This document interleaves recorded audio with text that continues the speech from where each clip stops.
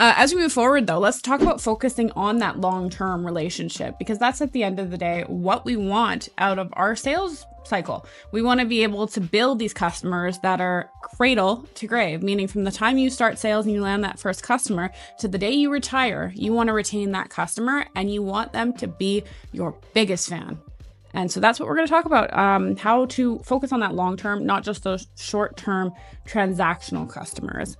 So this is super, super important, because what you're aiming to build within that relationship, within that partnership, is trust, loyalty, and ultimately the satisfaction of your customer, so that they'll never go anywhere else. They're happy with the service that you're providing and they are happy with the relationship that you've built. So they're not going to go. They're like, I get everything I need from Dean. I get everything I need from Damon.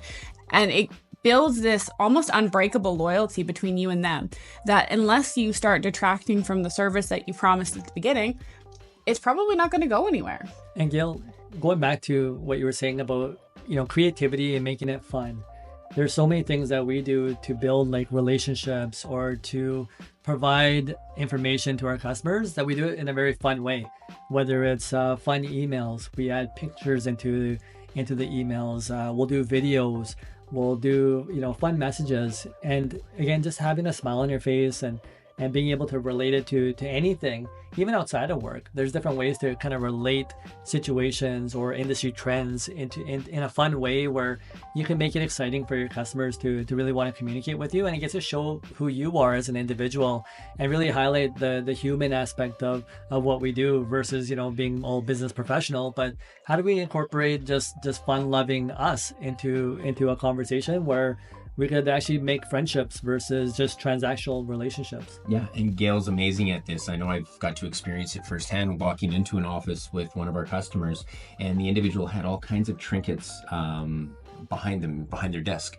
And, we walked out and she actually raised it and said, hey, did you notice all of these trinkets? And I actually didn't pick up on it right away. So you can see when you come from a place of authenticity and genuine, I really care about this person, that's going to come across and they're going to feel that. So now, thanks to Gail, every time I walk into a customer's office, I'm always looking for commonalities, things that you might picture. So when you want to send that fun email, you can, whether it's, say they had a sports banner of their favorite team, you can, hey, I saw, not because it's a game, but because you actually care about them. And when they see that, that's, you're building a relationship, and to the point you use the term friendship.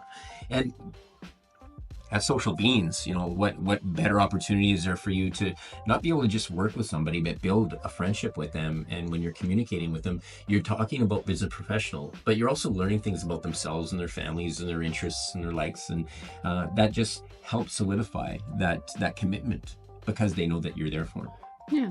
And the way that we basically do this is by really honing and perfecting that follow-up. When you have that first conversation, of course, you're not going to understand that customer inside out and backwards, because you're just meeting them. It's just like when you meet somebody on the street, you don't know them. You don't know them from Bob from Sally. So you have to sit there and have those conversations where you start picking up little pieces and little tidbits of information, one call, one email, one text message after another, and it starts to build this bigger picture.